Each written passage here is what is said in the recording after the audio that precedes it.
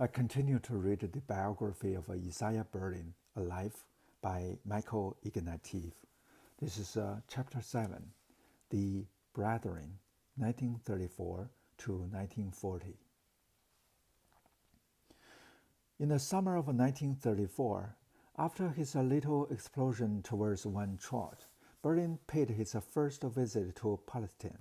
He had been a Zionist since childhood.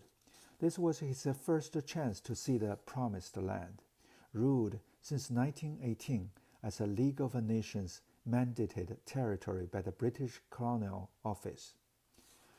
Without realizing it, he had chosen an auspicious moment to make his pilgrimage. In 1929, the first Arab rise against the Jewish presence in Palestine had taken place.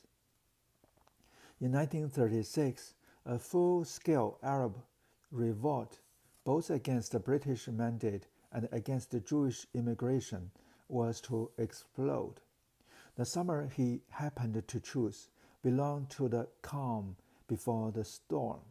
After he left, the storm began in earnest, with Palestinian Arabs and Jews fighting each other, and the British rendering the territory ungovernable in the process and forcing the British to evacuate in 1948.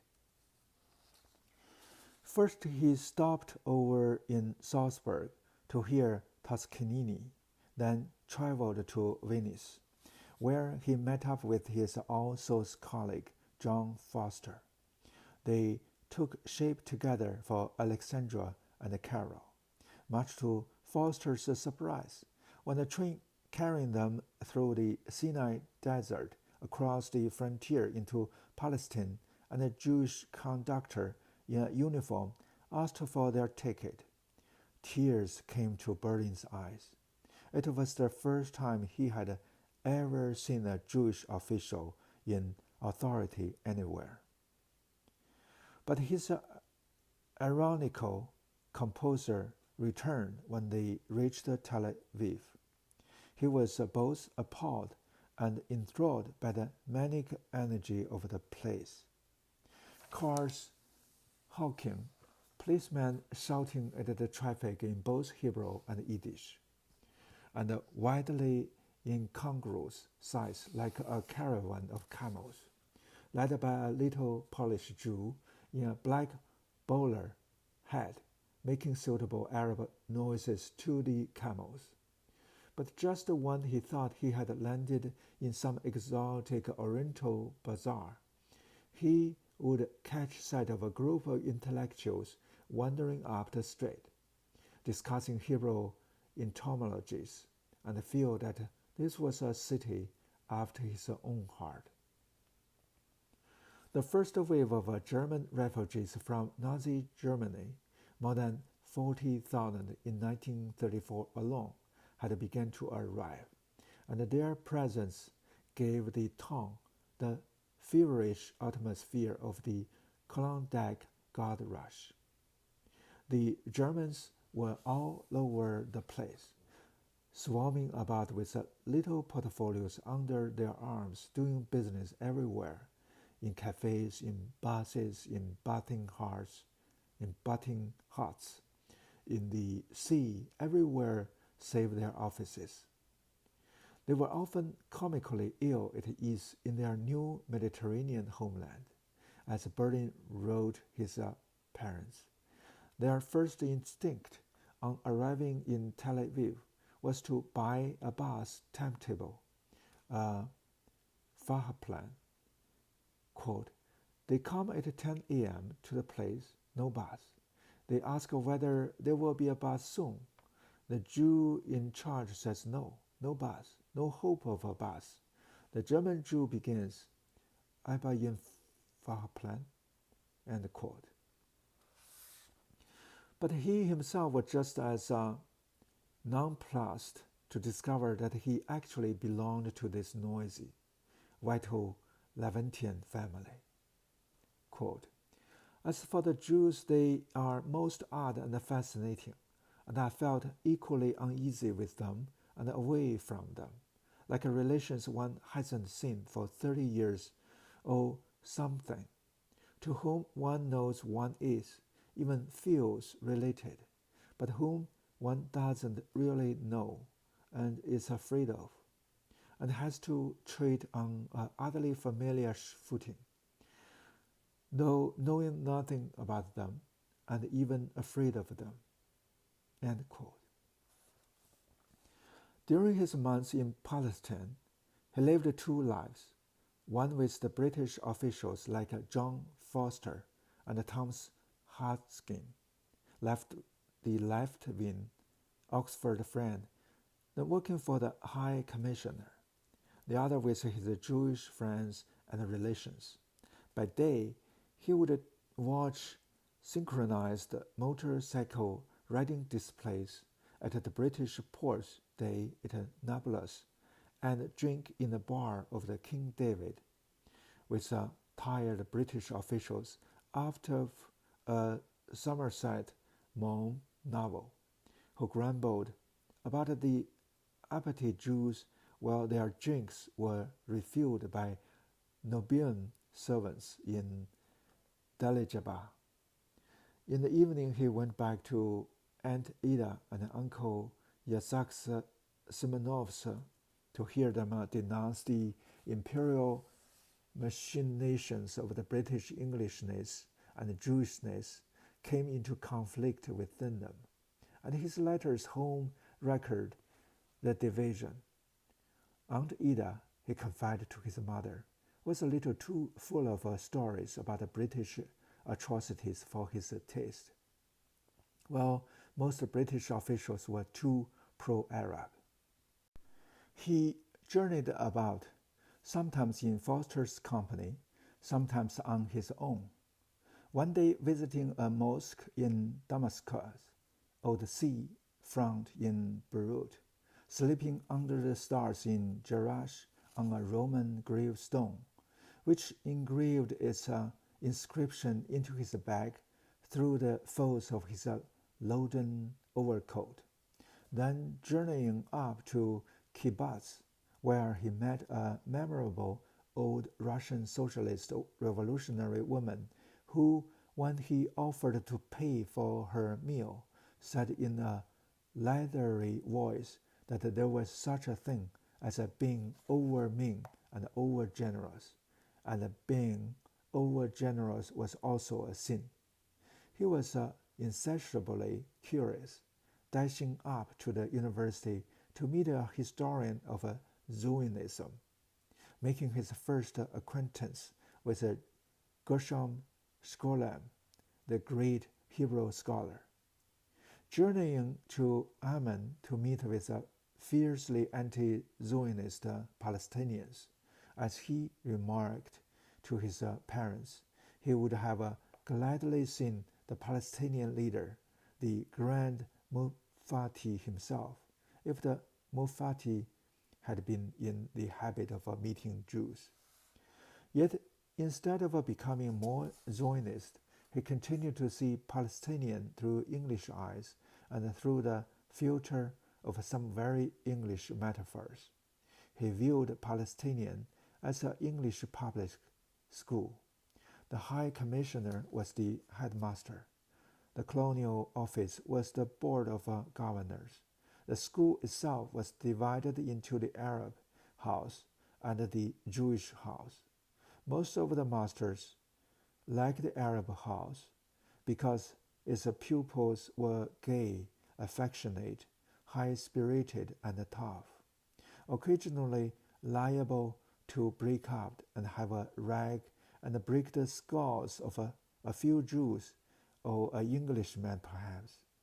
The Jewish house, Burnside, was full of able and rich boys who were allowed too much pocket money by their parent, rude, conceited, ugly, ostentatious, suspected of swapping stamps unfairly with the other boys, always saying they know better, liable to work too hard and not to play games with the rest. To appropriate public school metaphors like this was to use terms that moved uneasily between irony and self-dislike. Jewish energy is described as a pushiness. Cleverness becomes arrogance. Exuberance turns into vulgarity. Affection is seen as a sentimentality. He never entirely ceased to seeing his own people through the eyes of their detractors. On the whole, he fought the sentimental undertow of an identification with Palestine all his life. He was a Zionist, but already he was troubled by the Zionist myth of Palestine as a land without people given to a people without a land. There was a people on the land, and the reckoning with their claims was inevitable. In letters, he argued that the Jews should work harder to integrate Arabs within the Palestinian economy. At the same time, he thought that British attempts to appease the Arabs were responsible for the radicalization of Zionism and the emergence of groups prepared to use violence both against the British and against the Arabs. He could see that the Arabs preferred to be governed badly by their own people rather than be well governed by the Jews, and that in 15 years' time the Arab nationalists will be sincere, incorruptible, utterly brutal fascists. It is then that the real fun will begin. Indeed, as he left Palestine and took shape for Italy, he had an anticipation of the fun itself. While dining in the kosher section of the ship's restaurant, he met a handsome, poetic young man named Abraham Stern, traveling to Italy to take up a scholarship in classics at the University of Florence offered by Mussolini's government. When they got talking, Isaiah asked him what Stern thought of the recent British move to create a legislative council in Palestine. "We shall fight that," Stern said. "Why?" "Because it would give the Arabs representation in proportion to their demographic superiority." But Isaiah countered, the council was merely advisory. "It does not matter," Stern replied. "We will fight, and if blood has to be shed." He shrugged expressively. This was a man who went on to found the Lichi, the most radical of the Jewish underground groups fighting to end British rule in Palestine. Born in what he wrote home, and in whom he chanced to meet on his return, Isaiah saw the future coming and was already defining his liberal Zionism in response. He returned from Palestine to continue his research for the Marx biography. But the only person he could really talk to was Rach Milovich.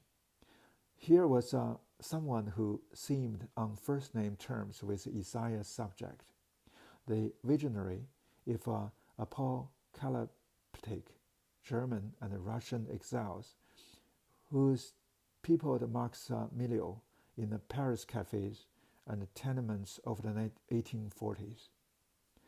On Saturdays, Berlin journeyed to London to meet up with Rachmilovich in the British Museum reading room, deep in his own secretive, never-to-be-published researches. Over dinner and after concerts in the Queen's Hall, they brought to life the controversies of the Central European agitators and the intellectual whom Rachmilovich so resembled. In intellectual terms, Isaiah led a double life. The first with Rachmilovich, rambling, historical, saturated in Russian, German, and Jewish references, conducted in 3 languages at once. The second with his Oxford philosophy colleagues, precise, Anglo-Saxon, procedural and rationalistic. Election to All Souls had given him entry into a magic circle of brilliant philosophy dons. The most precocious of these was a thin, rakish, half-Jewish philosopher, A.G. Ayer, universally known as Freddie. They ought to have been close, and they maintained a very competitive friendship for 50 years, but everything they had in common actually divided them. There was the matter of Jewishness. Berlin was never especially close to English Jews, and in any event, both men lived their Jewishness very differently. For Ayer, Jewishness was a atavistic inheritance that a rational mind should discard, whereas for Berlin, it was an identity which could be questioned but never discarded or transcended. The same differences colored their religious outlook. Both were convinced Humean skeptic, but the young Ayer regarded religion with disdain, while Berlin kept up the basic Jewish festivals, Passover and Yom Kippur, and always treated religious beliefs with ironical respect. Finally, while both belonged to Barbara's immortal front for free-thinking Oxford left of the 1930s, Ayer was much more experimental in his personal life than Berlin. He had married a highly intelligent and stylish woman while still an undergraduate, and had already begun the series of affairs and erotic imbroglios that were to distinguish his private life thereafter. Thanks largely to Ayer's love life, Isaiah primarily regarded him as an artful dodger, clever, amusing, but immoral. Their lifelong competition began with the All Souls elections of 1932. He was chosen, while Freddie was not. After failing to win a place at All Souls, Ayer spent the winter of 1932 to 1933 in Vienna, attending the philosophical seminars of the key figures of the Vienna Circle: Matthias Schlick, Rudolf Carnap, Otto Neritz, and Friedrich Waismann. During his 4 months in Vienna, Ayer wrote Isaiah important letters, spelling out what he was learning, namely that the key question of philosophy was, what is one doing when one makes a theory? In the Vienna Circle, a strictly empiricist doctrine of verification became the test of how to make adequate theories. If propositions could not be verified empirically or tested logically, they were nonsensical. This consigned most of the metaphysical questions of philosophy. What is the purpose of life? What is the nature of a good? To the rubbish bin.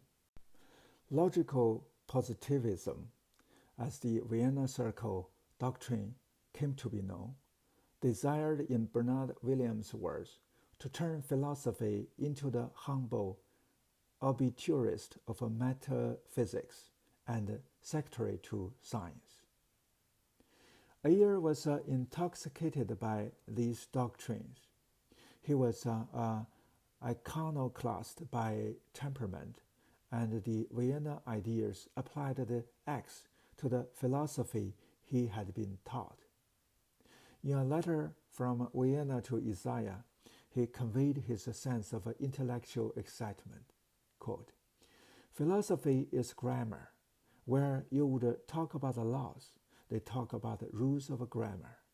All philosophical questions are purely linguistical, and all linguistical questions are resolved by considering how the symbol under consideration is in fact used. Altogether, a set of men after my own heart." End quote. After returning to Oxford and becoming a tutor at Christ Church, Ayer became a brilliant popularizer of the doctrines of the Vienna School in general and the Wittgenstein in particular. Wittgenstein, by then in Cambridge, had never been a formal member of the Vienna Circle, and while there was parts of his Tractatus, published in 1921, that seemed the fullest expression of the school's doctrines, there were other parts, particularly at the end, that the circle rejected as a metaphysical and semi-religious speculation. Until Ayer's efforts, Wittgenstein had been more present as a mythic figure than as a philosophical influence. People talked about him at dinner tables, but few had read him. At a dinner in 1934, at the home of Felix Frankfurter, who was spending a year away from the Harvard Law School as Eastman professor at Oxford, there was a dispute between Isaiah, Freddie Ayer, Guy Burgers, and the lawyer Sylvester Gates as to whether Wittgenstein's dictum, quote, "whereof one cannot speak, thereof one must be silent," end quote, occurred once or twice in the Tractatus. Ayer and Berlin said it was once. Gates said it was twice. Bets were taken, and a taxi was dispatched to Freddie's rooms to procure a copy of the sacred text. It revealed that Wittgenstein had in fact pronounced the sentence twice, once in the preface, once in the conclusion. Both Ayer and Berlin paid up. Berlin did read the Tractatus, but the only phase that seemed to have long-lasting resonance with him was Wittgenstein's famous remark, quote, "Death is not an event in life," end quote. When Ayer completed his brilliant exposition of a Vienna School doctrine in language, truth, and logic, he sent the manuscript to Berlin and thought highly enough of his suggestions to thank him in the acknowledgments to the first edition published in 1936. With the ruthlessness of youth, Ayer set out to demolish English philosophy using the dynamite provided by the Vienna School. Philosophy should be the analysis of either empirical or logical statements. If a proposition was neither, it was nonsensical. As for the content of ethics and moral philosophy, they were either statements of a fact or expressions of emotion states. As Stuart Hampshire, then a young All Souls philosopher, later recalled, ethics seemed to have very little rational content of any kind. Since logical positivism was consciously anti-clerical, attacking the metaphysical basis of the teaching of the church and the establishment, it had a left-wing and progressive aura. Freddie Ayer stood for Westminster City Council on a Labour ticket and lived a bohemian life in a flat in Faubourg Place, amid the jazz clubs of London Soho. Logical positivism was of a piece with this life. It associated reason with progressive politics, sexual freedom, and anti-clerical, anti-authoritarian views on all questions. There was much in this that excited Isaiah. In a review written for T.S. Eliot's Criterion in 1937, he described logical positivism as one of the most striking intellectual phenomena of the present time. He particularly approved of its attack on what he called the vaporous clouds of nonsense in German philosophy. Not that he had read any in his Oxford syllabus. Logical positivism seemed to promise that philosophy could be something more than misty conversation. It could generate results. It could make progress. Logical positivism, in Stuart Hampshire's words, seemed to leave behind the amateurishness and provincialism of the philosophy Oxford undergraduate had been taught in the late 1920s and early 1930s. Ayer's main intellectual competitor was a tall, bespectacled, and thin-haired philosopher, G.L. Austin, once memorably described as an inscrutable crane. He had been elected to All Souls the year after Isaiah. He too was drawn to the intellectual rigor promised by logical positivism, and until he began to develop his own mode of ordinary language analysis after the war, his disputes with Ayer were more in the nature of a competition for intellectual leadership than a fundamental difference of view. Austin was to become a central authority in Isaiah's life, so much so that visitors to Berlin's rooms after the war remembered seeing on his mantelpiece a metal sign that he had obviously acquired from the Oxford garage. It read simply, Austin. Austin and Berlin took to one another immediately, although the pairing was unlikely. A meticulously precise, emotionally reserved Englishman with the manner of a chancery lawyer and a voluble Russian Jew with incredibly rapid diction and an intuitive mind of equal speed. They were soon inseparable, spending mornings, when they weren't teaching, in their rooms at All Souls and striding around Edison's Walk at Magdalen College. Deep in conversation, Austin endeared himself to Isaiah for life by whispering sotto voce, quote, they all talk about determinism and say they believe in it.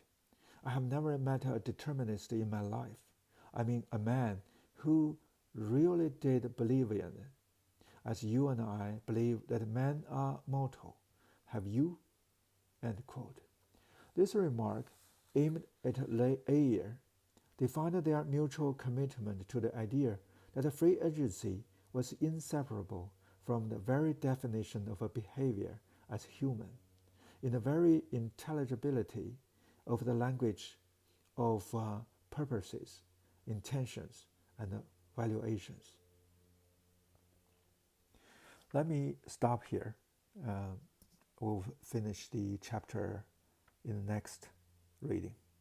But I just want to mention that this logical positivism and the focus on language is very related to my quantum Zen philosophy. We'll discuss about that in some other time.